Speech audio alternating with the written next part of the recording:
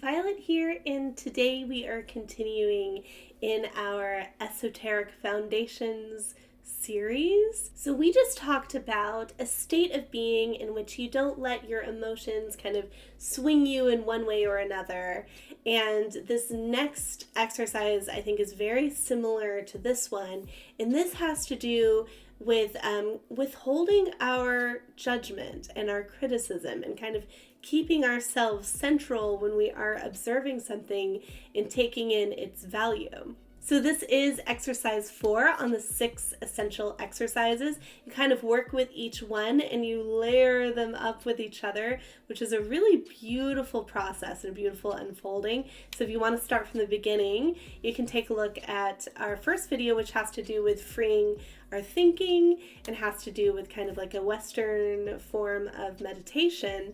And you may notice that the first 3 exercises have a lot to do with our internal world, our thoughts, our will, and our emotions. And now with this exercise, we're turning towards our relationship. It's still internal, but like our relationship to the outer world. It's really important to work on withholding your judgment and your criticism and seeing things in a more potentially positive or findings. This is not toxic positivity, by the way, where you ignore what's wrong.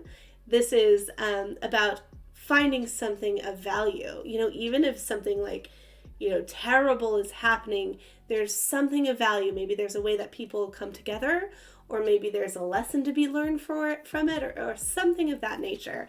I'm going to read a little bit to you to make this a bit more clear. This exercise is somewhat related to what we can call the withholding of criticism.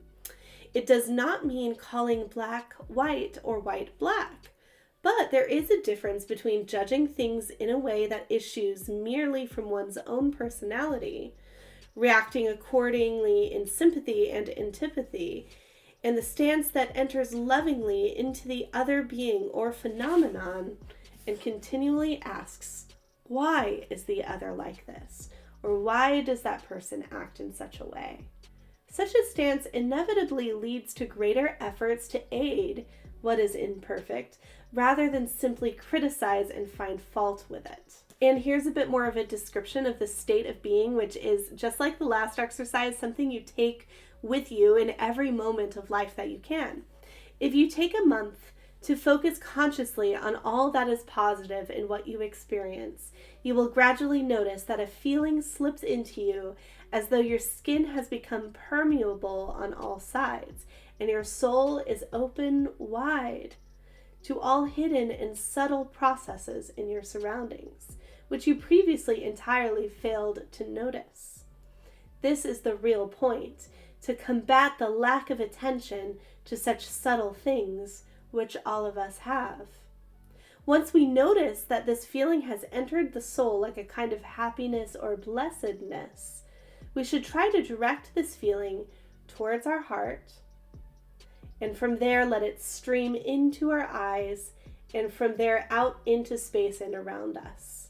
If you do this, you will notice it gives you an intimate relationship with the surrounding space. It is as if you grow beyond yourself, learning to regard a part of your environment as belonging to yourself. I think it's really important that this exercise comes after the last one, because in the last one, you build up kind of a sense of like centeredness in emotions. And part of what I was wanting to talk about with the last one is like, knowing what is yours and not letting yourself be carried away also by like other people's emotions, which really goes in line with the other exercises as well, like not getting yourself carried away in terms of thought into like maybe some sort of group think or hive mind kind of a thing, and with your will, knowing what's like really coming from you versus what is sort of put upon you as expectations externally, and same things with emotions. Whereas this one, it's like after doing those 3, now you're ready to kind of expand beyond yourself and have a better feeling and understanding about everything that it is that you witness. So it's like now your perception of the world can be purified through your heart. So I hope that you were able to find something of value with this. And I will see you in the next one. We have basically the 5th layer that we're going to be adding next. And then, spoiler alert, the 6th one has to do with a balance of all of them. And we'll talk about some interesting stuff and where to take it from there with that one as well, just so you know what's coming up. So please like and subscribe, and I will see you next time.